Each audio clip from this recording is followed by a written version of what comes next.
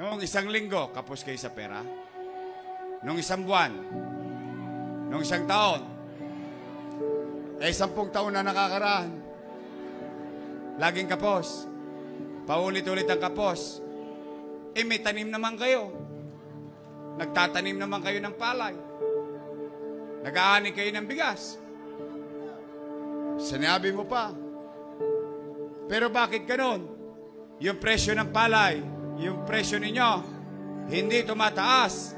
Pero yung abono, noong nakaraang taon, 900 lang, 1,000 lang, ngayon 2,500 na. Umasa kayo, sisiyasatin ko, bakit sumobra ang taas ng abono. Okay? Dahil bilang gobyerno, trabaho ng gobyerno na maging makatwiran ang mga presyo.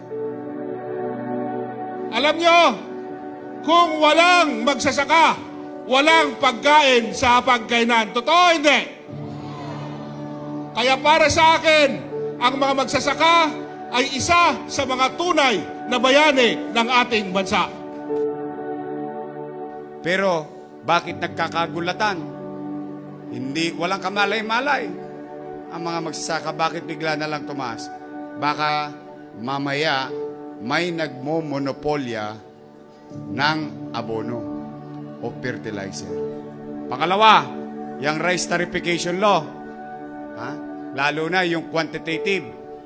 No? Umasa kayo, paamendahan ko yung batas na yon para naman matulungan yung magsasakang Pilipino.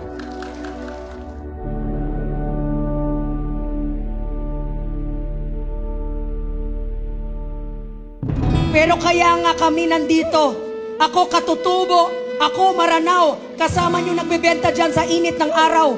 Mga kamag-anak ko yan lahat. Yung takip ang mukha, mga ulo.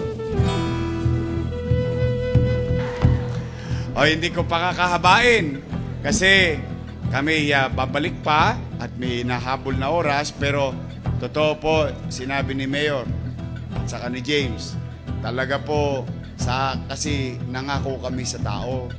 Ang sabi namin, kami ni Doc Willie, iikot kami hanggang bundok ng Tralala.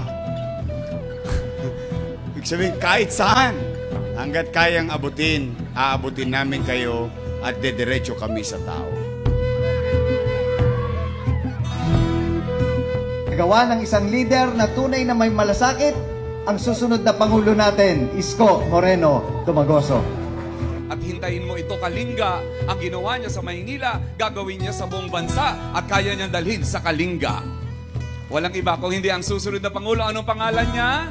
Si Mayor Isko, ang dami nang ginawa sa Maynila Hospital, gamot sa COVID, bakuna, paaralan, eskwelahan, at yung mga pabahay.